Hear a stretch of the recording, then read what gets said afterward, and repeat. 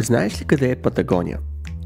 И баба ми не знаеше, но ни пречеше да ме строява с заплашителното да не говоря на патагонски. Какво седиш там?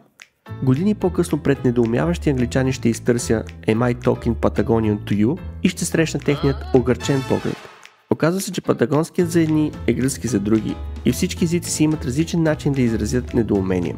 Често това са чужди, сложни езици като го разпоменатият гръцки или арабски. Но в съседна Румъния, например, им е непонятен турския, в Турция френския, а във Франция китайския. Както и в повечето страни. Китайците на свой ред пък са озадачени от птичата реч. Също вероятно пили са сърбите, които имат проблем с испанските селища.